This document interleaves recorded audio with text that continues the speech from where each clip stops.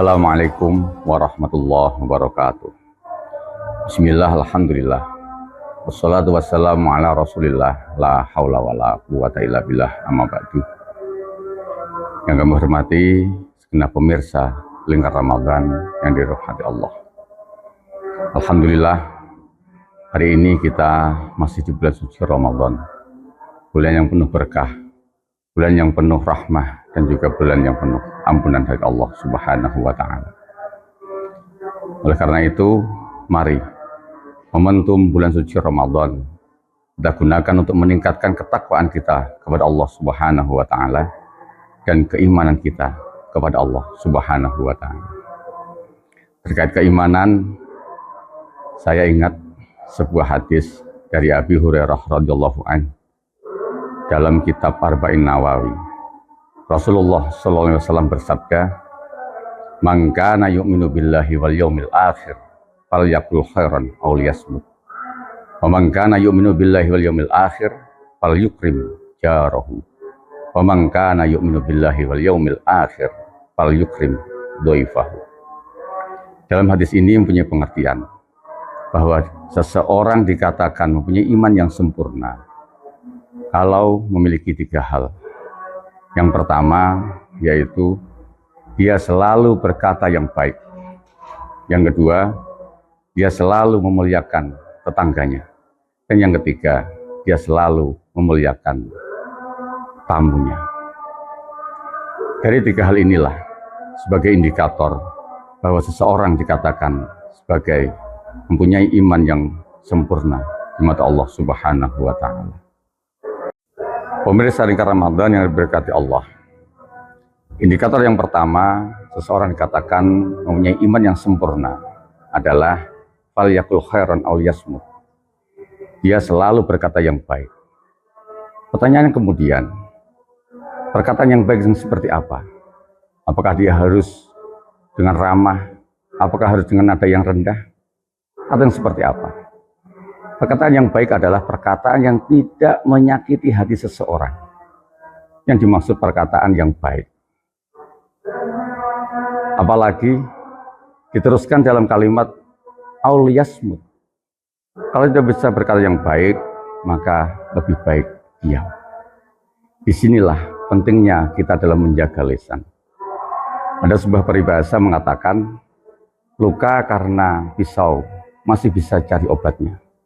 Tapi luka karena lisan, kemana obat akan dicari? Disinilah pentingnya kita dalam menjaga lisan. Kita tahu bahwa lisan ini berpengaruh pada kehidupan manusia.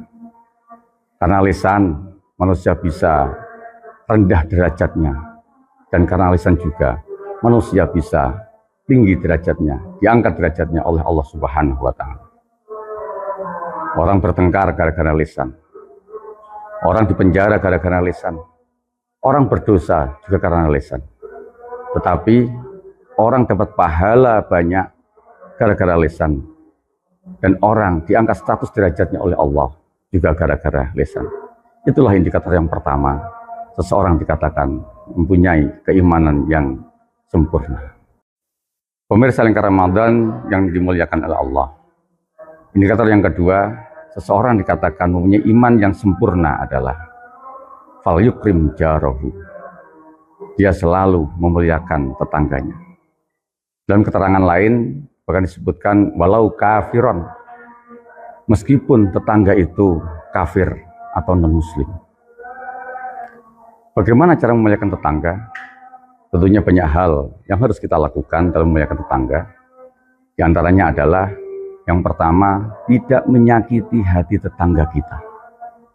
Yang kedua, kita harus bisa melaksanakan hak dan kewajiban bertetangga. Dalam Islam, hak dan kewajiban bertetangga ini sangat diatur. Apalagi dalam sebuah keterangan menyebutkan ada 19 hak dan kewajiban bertetangga. Di antaranya, in marida'utahu. Jika tetangga sakit, tengoklah. Wa in asobathu musibah azaitahu. Ketika tetangga kita terkena musibah, hiburlah. In a'waza sadar tahu. Ketika tetangga kita melakukan aib, maka tutuplah. Kadang-kadang kita di masyarakat berkebalikan. Ketika tetangga kita yang melakukan keaiban, apa yang kita lakukan? Yang pertama, kita kepo dengan keadaannya. Yang kedua, kita merasa bangga untuk men-share atau menceritakan keaiban tetangga kita tadi ke masyarakat yang lain. Sungguh ini tidak mencerminkan ajaran agama Islam. Padahal kita tahu, kita terlihat hebat di mata masyarakat, kita terlihat pintar di mata masyarakat.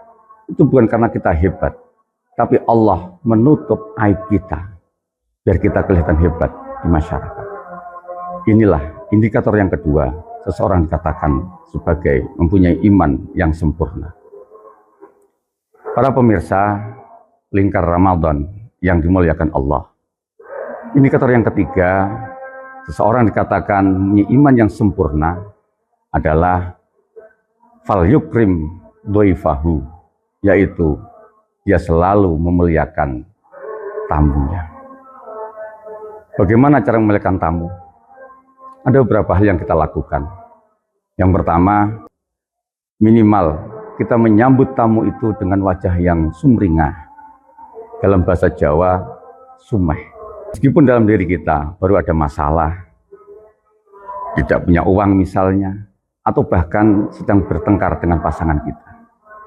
Kita dalam menyambut tamu, kita lupakan. Selanjutnya yang tidak kalah pentingnya adalah dalam kita menjamu tamu kita. Memberikan makanan, memberikan minuman, bahkan tergesa-gesa menjamu tamu dengan memberikan makanan atau minuman, itu disunnahkan dalam agama Islam. Padahal kita tahu bahwa tamu itu adalah utusan Allah yang datang untuk kita, yang wajib kita muliakan. Jadi 3 indikator itulah seseorang dinamakan mempunyai iman yang sempurna. Para pemirsa lingkar Ramadan yang dirahmati Allah, terkait memuliakan tetangga, saya ada sebuah cerita. Cerita ini dari seorang ulama besar yang bernama Imam Hasan Al-Basri. Mbah Hasan Al-Basri ini meskipun sebagai ulama besar, beliau sangat sederhana sekali. Beliau tidak hidup di rumah yang mewah, rumah yang megah, tapi beliau memilih tinggal di sebuah rumah susun. Padahal kita tahu, rumah susun sedemikian kompleksnya, mulai dari karakter orangnya, status sosialnya, dan juga beraneka ragam agamanya. Kebetulan di rumah susun tersebut ada seorang Nasrani atau non-Islam. Tapi kehidupan rumah susun tersebut berjalan dengan damai, aman, nyaman, sebagaimana kehidupan yang di lingkungan. Tetapi kehidupan di rumah susun tersebut berjalan dengan damai, aman, dan nyaman. Mbah Hasan Al-Basri, lebih tepatnya di kamar beliau, terdapat ember yang digunakan untuk menampung tetesan air yang bocor dari rumah yang ada di atasnya. Dan kebetulan rumah itu milik seorang Nasrani tersebut. Mbah Hasan Al-Basri diam dan bersabar karena khawatir kalau dia memberitahukan kepada Nasrani tersebut, maka kehidupan di rumah susun akan terganggu kedamaiannya. Suatu saat, Mbah Hasan Al-Basri ini sakit. Sudah menjadi kebiasaan tetangga-tetangganya membesuk atau menengok orang yang sakit di rumah susun tersebut, termasuk si Nasrani ini. Ketika membesuk, si Nasrani ini masuk kamar Mbah Hasan Al-Basri. Dia mengetahui ada sebuah ember yang digunakan untuk menampung tetesan air yang bocor dari rumah di atasnya. Nasrani terkejut dan dia meyakini bahwa rumah yang meneteskan bocoran itu adalah miliknya, dan lebih tepatnya dari kamar mandi si Nasrani ini. Bisa kita bayangkan bahwa air tersebut menetes dari kamar mandi si Nasrani. Air di kamar mandi tentunya air kotor, air yang najis, air yang berbau lain daripada yang lain. Setelah para tetangganya pulang, si Nasrani ini memberanikan diri untuk bertanya pada Mbah Hasan Al-Basri terkait bocornya air dari lantai rumahnya.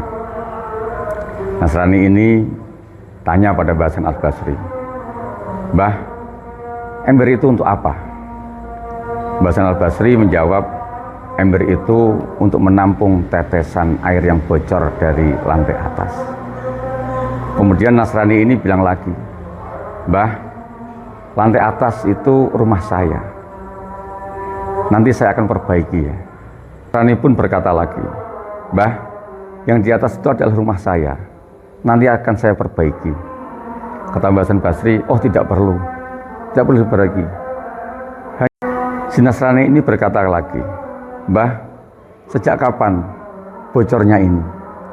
Mbah Hasan Basri bilang, baru 20 tahun. Para pemirsa Lingkar Ramadan yang dirahmati Allah, 20 tahun bukanlah waktu yang sebentar. Tapi bagaimana Mbah Hasan Basri ini dengan sabar membuang air yang ada di ember itu dari tetesan kamar mandi si Nasrani ini. Ini mungkin bisa menjadi pelajaran bagi kita. Bagaimana seandainya ini terjadi pada kita? Nasrani ini tanya lagi kepada Mbah Hasan Al-Basri, "Kok bisa sesabar itu Mbah sampean, Mbah?" "Saya bisa sabar ini karena Nabi saya berkata, memuliakan tamu adalah kewajiban, dan itu nanti akan menjadi saksi kamu beriman kepada Allah." Penggal cerita yang bisa kita ambil hikmah di bulan suci Ramadan ini. Mudah-mudahan dengan kita mengambil hikmah, kita menjadi manusia yang baik di mata Allah dan baik di mata tetangga juga masyarakat. Amin. Allahumma amin. Demikian yang bisa kami sampaikan. Kurang lebihnya kami maaf. Walafu minkum wallahul muwafiq ila aqwamit thoriq. Assalamualaikum warahmatullahi wabarakatuh.